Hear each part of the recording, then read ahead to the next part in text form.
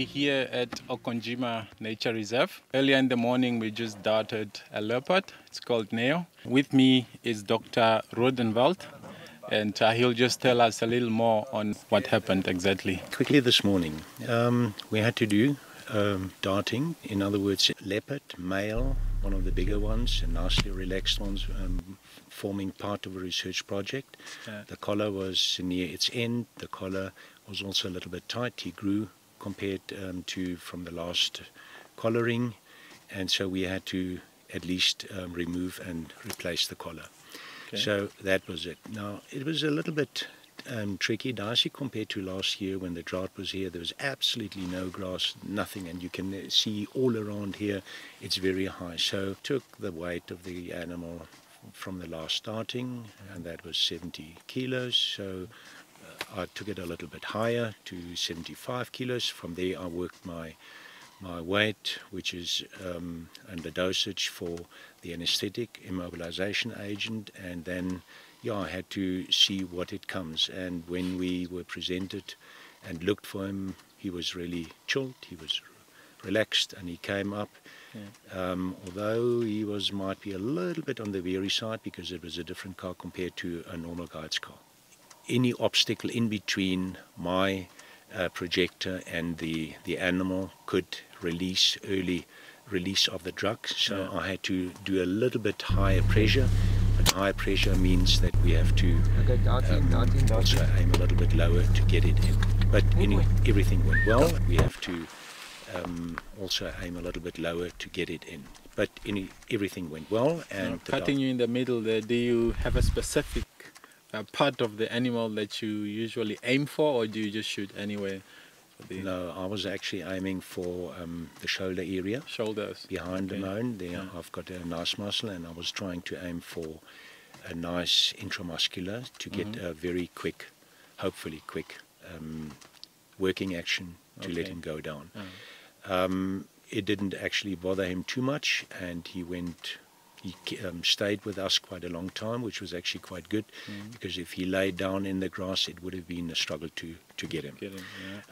But yes, we found him very quickly. He was not far from the car, quite well. We then cleaned up, put him on the car, and we drove out into a slightly more open area and worked through what we had to do and put him back. And after 52 minutes, I had to, or could give the antidote against one of the medicines that I've given in the cocktail drug, and 2 minutes later he was sitting already sternly, and about 13 minutes later he was standing, so I was actually quite happy. Let's say when you have an animal on the table, what are the risks that you are afraid of, that could actually end the animal's life? Or is it maybe overdosing it can be, or maybe that it's not in good health? Is there something that you do? Right, I think it's very seldom, but yes, it happened also in the past that we had to dart because of a fight or whatever, and then we bring it in. I think it's once they are anesthetized, they're on the table, then it is a patient like normal. You learn and how to do it, but the risks are always spontaneous arousal, spontaneous wake-up. So you have to monitor, and if you work on your own, well, then it's a multitask type of observation, anesthesia, heart monitor. Fortunately, our team is worked in so closely that one is always monitoring and observing the motions of it. Yes, anesthesia can be a hell of a risk. It can be fatal, yes. So I interlink also as one of my duties quite closely with the researchers in their different projects. That's pangolin, that is a leopard, and that's brown hyena and aardvark. So again, in quite a lot of cases you will have a type of veterinary input, which is a huge challenge, different species, but that's also part of my duties. Your post recovery stage will be a huge challenge, so we've got several type of enclosures that we can choose, but we do not want to get them habituated to humans as such, so we keep them in the veld, and then we look and we do whatever we can via oral medication or even darting. When releasing the animal, there I'm looking for nice balancing, that he's nice awake, that he's moving around quite well. Yeah. And yes, he jumped off the car. Is it right to let him jump off or not? Yes, I like it so that I can at least visualize him because he goes back into nature. He balanced during take-off, landing, everything was really nice. So I'm happy with that. Why we do it, as I said, it's the collar was a little bit tight because he grew 4 kilos more. And then the collar, the battery was also at the end of its lifespan, so we had to replace it. With the new one that we have fitted on now, how long would it take before it needs replacement again? It should be about 2 years. 2 years? 2 years, It's quite a long lifespan it has. And yeah, he's part of our research group to try and see within a territorial impermeable periphery around the park what is his area, spatial area movement as such. Yeah, so every time the guides see him, they've got an app where they locate the GPS coordinates, and they will be locked in, and from there the area will be locked. Okay. You've mentioned that Okonjima is actually enclosed. Is there any problems with inbreeding with these leopards being enclosed? Is there some that are coming from other places to control that the natural way, or? In theory, the periphery should be impermeable for carnivores. Okay. Now we've set a couple of camera traps outside to see is there any movement from cats outside to inside. Yes, there is. Okay. Have we located the spots? No. That's where again the cameras are out so that we can see, and we've got a third type of collar where we have GPS points, and they are minuted every 10 minutes. So if it should ever happen that they move out, that we can see. Number one, actually we don't mind, because that is, to answer your question, to bring in more genetic material. Of those that are non-collared, some of them come from the outside, some of them stay inside, or they go out. There is a movement. We do not know where. We really try and make it impermeable. But again, for me, nature is amazing. And that's where, again, conservation comes in, that there's always a way to get around. Okay. I hope that answers your question. Oh, yes, it does. I understand you are actually the resident vet at Okonjima. Apart from that, is there any other conservation work you do outside Okonjima Nature Reserve? And why do you actually engage so much of your time into conservation?